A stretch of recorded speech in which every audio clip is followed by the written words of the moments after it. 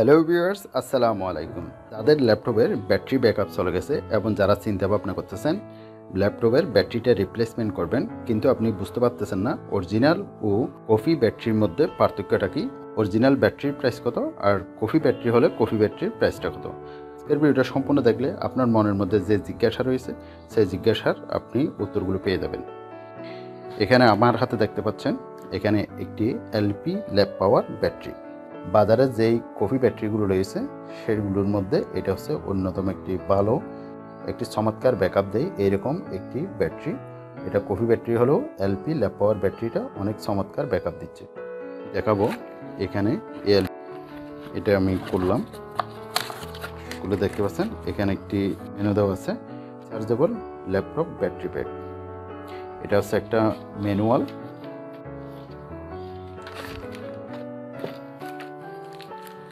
আর এখানে ব্যাটারিটা যদি আপনি খোলেন, ব্যাটারিটা এরকম পাবেন।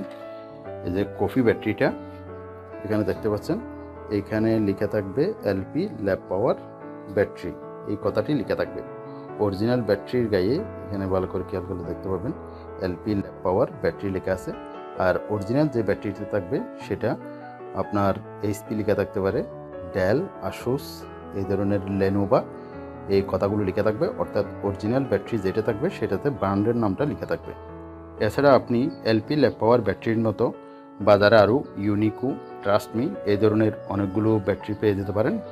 এগুলোর মধ্যে এলপি ল্যাপ পাওয়ার ব্যাটারিটা এক ক্যাটাগরিতে পড়ে, অর্থাৎ এটা চমৎকার ব্যাকআপ দেয়। আমি নিজেও ব্যবহার করে দেখেছি, এই এলপি ল্যাপ পাওয়ার ব্যাটারিটি 3 ঘন্টা থেকে 3.5 ঘন্টা পর্যন্ত আমাকে ব্যাকআপ দিচ্ছে। এখন আপনাকে দেখাবো এই যে আমার এইচপি ব্র্যান্ডের যেই অরিজিনাল ব্যাটারিটা রয়েছে সেটি।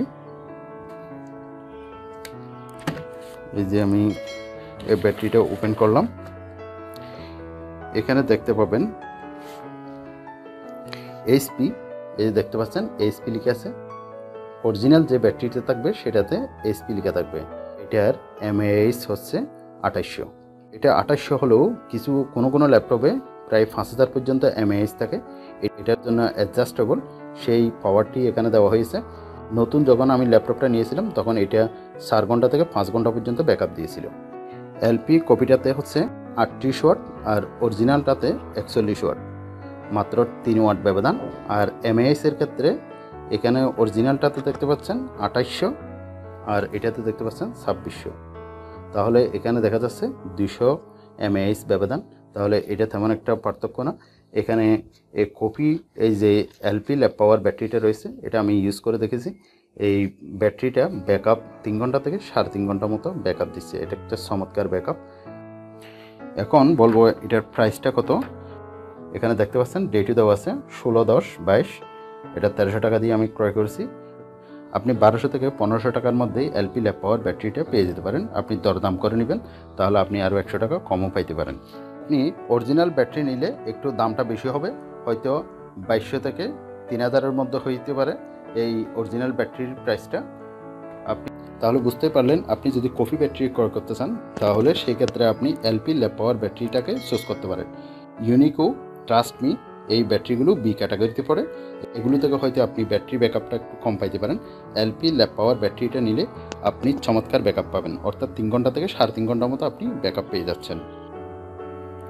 ব্যাটারি ব্যাকআপটা পাওয়া হয় মূলত আপনার ল্যাপটপ ইউজের উপর। যখন ল্যাপটপ ইউজ করতে করতে ব্যাটারি পাওয়ার 20%-এর নিচে চলে আসে তখন ব্যাটারি পাওয়ারটা আস্তে আস্তে ড্যামেজ হতে থাকে।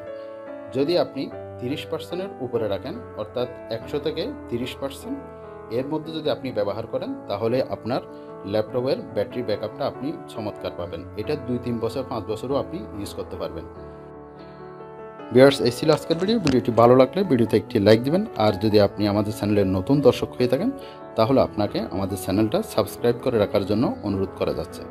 দেখা হবে পরবর্তীতে আর কোনো ইনফরমেটিভ ভিডিও নিয়ে। সে পর্যন্ত ভালো থাকুন। আল্লাহ হাফেজ।